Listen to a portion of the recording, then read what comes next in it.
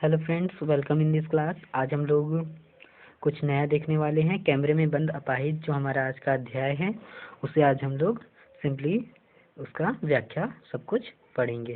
तो इसके कैमरे में बंद अपाहिज रघुवीर सहाय जी का है और इसके जो लेखक हैं, कवि हैं, वो रघुवीर सहाय और आरोह कक्षा 12 का ये पुस्तक का है। मैथ एक्सपर्ट पर हिंदी क्लास 12th। और हम देखते हैं इसका। पहले हम देख लेते हैं रघुवीर सहाय का जीवन परिचय शॉर्ट में। रघुवीर सहाय का जीवन परिचय। रघुवीर सहाय का जन्म 9 दिसंबर 1929 को तथा मृत्यु उनकी हुई थी जो 30 दिसंबर 1990 को हुई थी। वे हिंदी के साहित्यकार व पत्रकार थे। इनका जन्म लखनऊ में हुआ था। इन्होंने लखनऊ विश्वविद्यालय से अंग्रेजी साहित्य में एमए किया था। फिर नेक्स्ट दिया है, इन्होंने पत्रकारिता की शुरुआत दैनिक नव जीवन से की, जिसमें वे उप संपादक तथा संस्कृति संवाददाता के पद पर रहे, जिनके बाद वे दिल्ली आ गए। कुछ दिन तक प्रतीक के संपादक रहे और फिर आकाशवाणी के समाचार विभाग में उप संपादक रहे। तो इनकी जीवन परिचय है थोड़े से, और इसे यहाँ से हम कंटिन्यू करते हैं। इनके साहित्य में पत्रकारिता की साफ झलक मिलती है। इनकी कविताओं में 60 के दशक के बाद के भारत की तस्वीर समग्र रूप से दिखती है।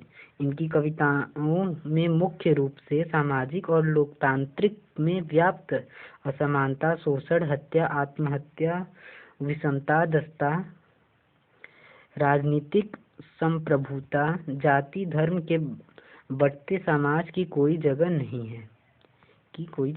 है। इनकी मुख्य कृतियां दूसरा सप्तक, सीढ़ियों पर धूप में, आत्महत्या के विरुद्ध, हंसो जल्दी हंसो, रास्ता इधर से है, भाषा रूपांतरण, 12 हगरी की कहानियां, और इनकी भाषा रूपांतरण जो है वो 12 हगरी की कहानियां, विवेकानंद इत्यादि हैं। लोग भूल गए हैं के लिए इनको साहित्य अकादमी पुरस्कार भी मिला। इनको जो साहित्य अकादमी पुरस्कार मिला है वो इनके लोग भूल गए हैं के लिए मिला है। तो सिंपली हम नेक्स्ट पेज देख लेते हैं इसका। नेक्स्ट है हमारा कैमरे में बंद अपाहिज का। इसका हम पहले शॉर्ट में एक समरी देख लेते हैं, फिर उसके बाद हम लाइन बाय लाइन एक्सप्लेनेशन पढ़ेंगे। तो हमारा है यहाँ से कैमरे में बंद अपाहिज। कैमरे में बंद अपाहिज कविता का सारांश। तो इसका हम सारांश देखते हैं और शॉर्ट छोटा कर लेता हूँ मैं। कैमरे में बंद अपाहिज कविता एक ऐसी कविता है जिसमें दूरदर्शन के संचालक गण अपने आप को बहुत ही ज्यादा शक्तिशाली बताते हैं और एवं औरों को वह कमजोर समझते हैं। इतना ही नहीं, यह दूरदर्शन के संचालक विकलांगों से जाकर पूछते हैं कि क्या आप सचमुच अपाहिज हैं, और यदि आप अपाहिज हैं तो क्यों हैं। कैमरे में बंद अपाहिज कविता लोग भूल गए हैं काव्य संग्रह से लिया गया। मतलब जो कैमरे में बंद अपाहिज कविता है ये लोग भूल गए हैं, उनका एक संग्रह है, उससे लिया गया है। ये लोग भूल गए हैं उनका एक संग्रह है, उसी से लिया गया है। और नेक्स्ट है हमारा एक व्यंग्यात्मक कविता है। यह एक व्यंग्यात्मक कविता है, अर्थात यहाँ पे व्यंग किया जा रहा है मीडिया कर्मियों पर। दूरदर्शन के संचालक जिस तरीके से अपाहिज लोगों के समक्ष जाकर उनके दुख का मजाक उड़ाते हैं, उनके विकलांगता पर प्रश्न करते हैं, ऐसे प्रश्न विकलांग लोगों को और भी कमजोर बना देते हैं। यह कविता इन्हीं सब बातों पर आधारित है। तो अब हम देख लेते हैं कविता क्या है। कैमरे में बंद अपाहिज कविता व्याख्या। यहाँ हम पूरा एक्सप्लेनेशन देखने वाले हैं इस कविता का। तो यहाँ से हम स्टार्ट करते हैं। कविता पहले क्या है। हम दूरदर्शन पर बोलेंगे, हम समर्थ शक्तिवान, हम एक दुर्बल को लाएंगे एक बंद कमरे में। उससे पूछेंगे तो क्या आप अपाहिज हैं? तो आप क्यों अपाहिज हैं? आपका अपाहिजपन तो दुख देता होगा। देता है? कैमरा दिखाओ इसे बड़ा बड़ा, ये ब्रैकेट में दे रखा है। फिर नेक्स्ट है हमारा, हाँ तो बताइए आपका दुख क्या है? जल्दी बताइए, वह दुख बताइए, बता नहीं पाएगा। यह हमारी कविता की पहली पंक्ति है। अब इसकी व्याख्या हम देख लेते हैं। इसका व्याख्या मैं सिंपली रीड करने वाला हूँ समझते हुए। व्याख्या हमारा है यहाँ से, प्रस्तुत काव्य पंक्तियाँ रघुवीर सहाय की कविता कैमरे में बंद अपाहिज शीर्षक से ली गई हैं। इस कविता में कवि ने संवेदनहीनता का चित्रण किया है जो मीडिया द्वारा किया जाता है। इस कविता में कवि के अनुसार मीडिया वाले औरों के दुख को भी अपने व्यापार का माध्यम बनाने से थोड़ा सा भी नहीं हिचकते। उन्हें सिर्फ पैसे कमाने का मतलब है और इसी बात पर व्यंग करते हुए कवि ने कविता को लिखा है। फिर आगे है, कवि कहते हैं मीडिया के लोग अपने आप को बहुत ज़्यादा शक्तिशाली मानते हैं और वह अपने समक्ष औरों को बहुत ही कमज़ोर मानते हैं। यह मीडिया वाले विकलांगों के पास जाकर उनसे प्रश्न पूछते हैं कि आप अपाहिज हैं? यदि हाँ तो क्यों अपाहिज हैं? क्या उनका यह अपाहिज होना उनको दुख देता है? वह अपाहिज से इतने प्रश्न पूछते हैं कि वे अपाहिज उन प्रश्नों का उत्तर बिल्कुल भी नहीं दे पाते और वह चुप हो जाते हैं।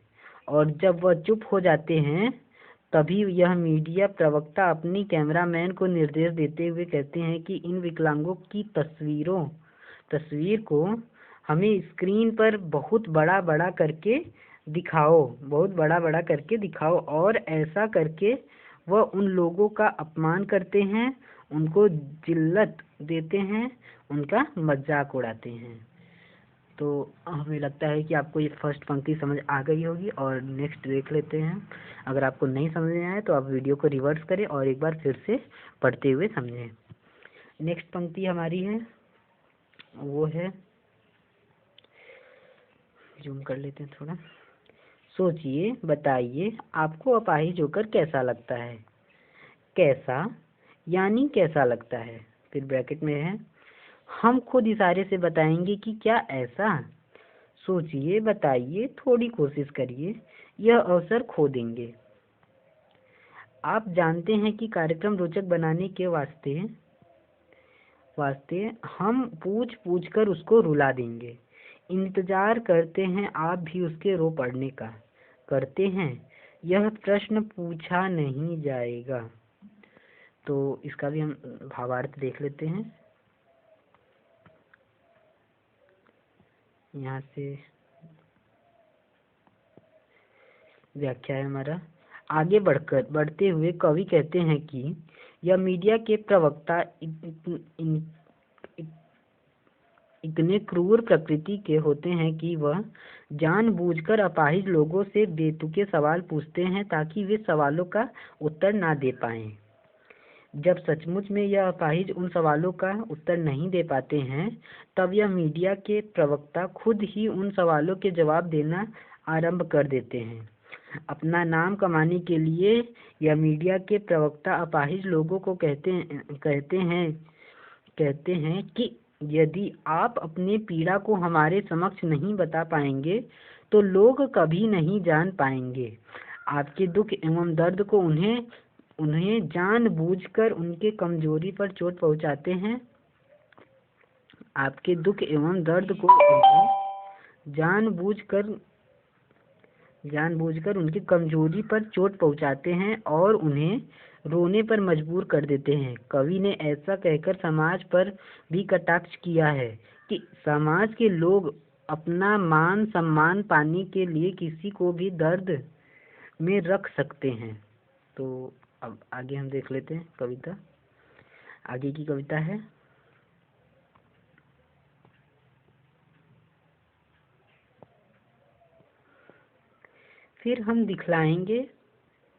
फिर हम पर्दे पर दिखलाएंगे फूली हुई आंखों की एक बड़ी तस्वीर, बहुत बड़ी तस्वीर, और उसके होठों पर एक कसमसाहट भी। फिर ब्रैकेट में है, आशा है आप उसे उसकी अपंगता की पीड़ा मानेंगे। एक और कोशिश दर्शक, धीरज रखिए, देखिए हम दोनों एक संग रुलाने हैं। हमें दोनों को एक संग रुलाने होना चाहिए। और आगे है, आप और वह दोनों, कैमरा बस करो, नहीं हुआ रहने दो, पर्दे पर वक्त की कीमत है। अब मुस्कुराएंगे हम। आप देख रहे थे सामाजिक उद्देश्य से युक्त कार्यक्रम, बस थोड़ी सी ही कसर रह गई, धन्यवाद। तो ये कितनी निंदनीय पंक्ति है जो कवि कटाक्ष कर रहा है। यहाँ पर बताया जा रहा है कि ये जो अपाहिज से सवाल पूछ रहे हैं, ये सामाजिक उद्देश्य से युक्त कार्यक्रम, क्या ये सामाजिक उद्देश्य से युक्त कार्यक्रम है? क्या ये सामाजिक उद्देश्य से युक्त कार्यक्रम है? बिल्कुल नहीं। इसका हम भावार्थ देख लेते हैं। इसका भावार्थ है, यहाँ से व्याख्या। आगे बढ़ते हुए कवि कहते हैं कि मीडिया प्रभारी प्रश्न पूछकर अपाहिज लोगों को का मानसिक शोषण करते हैं। जब यह कमजोर लोग रोते हैं, तब यह मीडिया प्रवक्ता अपने टीवी स्क्रीन के पर्दे पर दिखाने के लिए उनके तस्वीरों को खींचते हैं, ताकि पूरा समाज उनका मजाक उड़ा सके। ऐसा करके वह अपने चैनल की टीआरपी बढ़ाते हैं, समाज के लोगों की भावनाओं के साथ खेलते हैं, और अंत में यह लोग अपना कैमरा बंद कर देते हैं और बंद होने से पूर्व यह घोषणा करते हैं कि आप सभी दर्शक समाज के जिस उद्देश्य के लिए यह कार्यक्रम देख रहे थे, वह कार्यक्रम अब समाप्त हो चुका है। बस हमारे कार्यक्रम में एक त्रुटि रह गई कि हम आप लोगों को अच्छे से रुला नहीं पाए। फिर भी यह कार्यक्रम देखने के लिए आप सभी का धन्यवाद। तो यहाँ कहीं ना कहीं कटाक्ष किया ही गया है। तो यहाँ से हमको लगता है आपको समझ आ गया होगा। फिर भी मैं एक बार कविता को फिर से पढ़ देता हूँ, ताकि मुझे भी याद हो जाए और आपको भी समझ में आ जाए। तो यहाँ से मैं पेन ले लेता हूँ।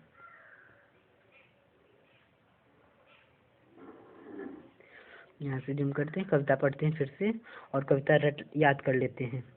हम दूरदर्शन पर बोलेंगे, हम समर्थ शक्तिवान, हम एक दुर्बल को लाएंगे एक बंद कमरे में। उससे पूछेंगे, तो क्या आप अपाहिज हैं? तो आप क्यों अपाहिज हैं? आपका अपाहिजपन तो दुख देता होगा। देता है? कैमरा दिखाओ इसे बड़ा बड़ा। हाँ तो बताइए, आपका दुख क्या है? जल्दी बताइए, वह दुख बताइए, बता नहीं पाएगा। फिर आगे की पंक्ति है, सोचिए, बताइए, आपको अपाहिज होकर कैसा लगता है? कैसा यानी कैसा लगता है? हम खुद इशारे से बताएंगे कि क्या ऐसा। सोचिए, बताइए, थोड़ी कोशिश करिए, यह अवसर खो देंगे। आप जानते हैं कि कार्यक्रम रोचक बनाने के वास्ते हम पूछ कर उसको रुला देंगे। इंतजार करते हैं आप भी उसके रो पड़ने का। करते हैं, यह प्रश्न पूछा नहीं जाएगा। आगे की पंक्ति है, फिर हम पर्दे पर दिखलाएंगे फूली हुई आंखों की एक बड़ी तस्वीर, बहुत बड़ी तस्वीर, और उसके होठों पर एक कसमसाहट भी। आशा है आप उसे उसकी अपंगता की पीड़ा मानेंगे। एक और कोशिश दर्शक, धीरज रखिए, देखिए हमें दोनों को एक संग रुलाने हैं। आगे है, आप और वह दोनों, कैमरा बस करो, नहीं हुआ रहने दो, पर्दे पर वक्त की कीमत है। अब मुस्कुराएंगे हम। आप देख रहे थे सामाजिक उद्देश्य से युक्त कार्यक्रम, बस थोड़ी ही कसर रह गई, धन्यवाद। तो यहाँ मैं कविता को रीड कर लिया हूँ और उम्मीद है आपको समझ आया होगा। तो अगर वीडियो पसंद आए तो लाइक सब्सक्राइब करना ना भूलें। Thanks for watching.